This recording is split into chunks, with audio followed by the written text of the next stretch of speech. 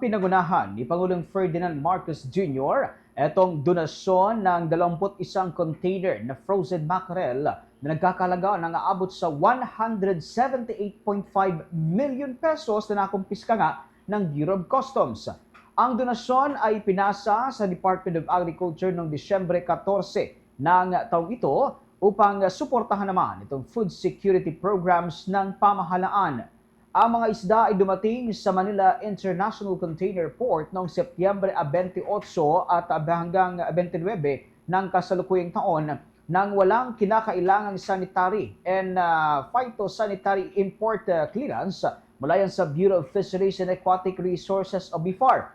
Ito ay tinuring na inabandona at nakumpiska pabor sa pamahalaan.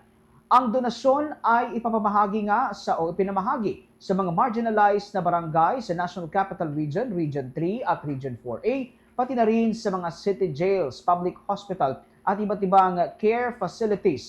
Tinatayang aabot sa 150,000 na pamilya ang makikinabang sa naturang donasyon. Narito ang bahagi ng talumpati ni Pangulong Ferdinand Marcos Jr.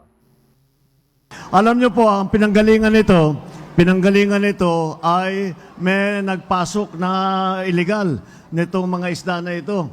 At bali smuggling, ini-smuggle na papasok ng Pilipinas. At mabuti naman ay nakita sa kaugnayan ng Department of Agriculture at saka ng ating customs ay nakita nila na hindi maganda, hindi kumpletong papeles, hindi kumpletong pagbayad. Kaya po kinumpis ka ng pamahalaan. Kaya ganun po ang aming ganun po nangyari. Ngunit nakita naman ninyo, naka-freezer pa ito. Ika namin napakasayang naman ito, katakot-takot na isda ito, ang daming pwedeng pakain. Marami tayong mapapakain. Kaya i-distribute po natin doon sa inyo, dito sa inyo, para meron naman pantulong, para na kayong namalengke ng isda ngayong araw.